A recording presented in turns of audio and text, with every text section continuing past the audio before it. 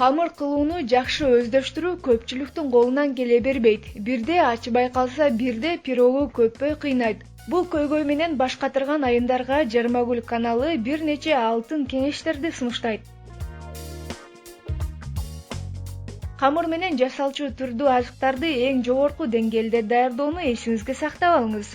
Биринчи, камырга дайыма картошка крахмалын кошуңуз. Анткени пирог же бөлкө жасасаңыз көтөрүлүп жумшак болот. Негизгиси унду электен өткөрүү. Мында айрым бир калдыктардан арылсаңыз, экинчиси унду кислород менен байыткан болосуз.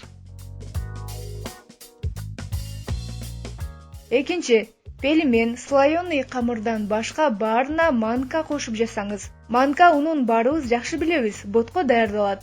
Мына ошондон бир кашык камырдын суусуна кошуп койсоңуз, нанбы же пирог, блинчик болобу жакшы көбөт жана узакка чейин сакталып турат. Үчүнчү, эсиңизде болсун, камыр кылып жаткан жер шамал тие турган болбошу зарыл. Ал нандын көп ушалануусуна себеп болот. Төртүнчү, камыр жасоонун алдында ага керектелүүчү бардык азыктар бөлмө температурасында болушу зарыл. Алардын бирөө эле муздак болсо, камырдын көтөрүлүшүн жайлатат. Дрожжго кылып жатсаңыз, суюктук +33, +35 градус жылуу болушу шарт. Өтө ысыкта дрожж күйүп калса, муздагыраак болсо активдүүлүгүн жоготуп алат. Камырды духовкага салаардан мурун 15-20 минутта тыныктырып, анан бышырууга жөнөтүңүз. Болбосо жакшы көппөй, бышпай да калат.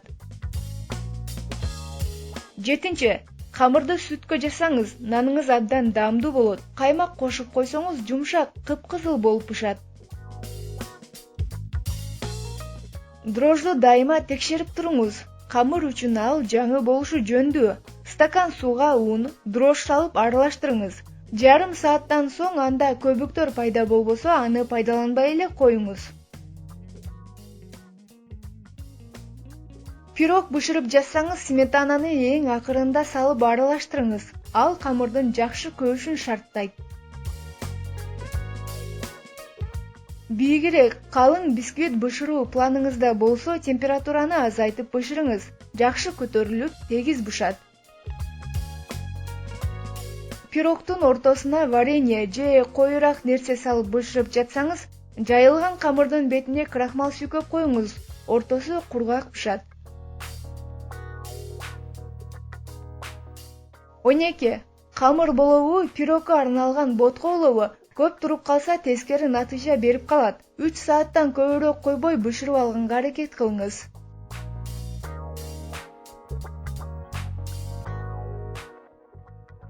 Кээ бир нандар жылтырап, кызарып, абдан эле табиттүү көрүнөт. Сизде да ошондой болуусун кааласаңыз, нанды жасап бүткөн соң, шекер, жумуртка, тукум, бир аз суу кошулган аралашманы бетине сүртүп бышырыңыз. Камырга соданы ашыкча салып койсоңуз, бышканда түсү карайып, жагымсыз жыттанып калат.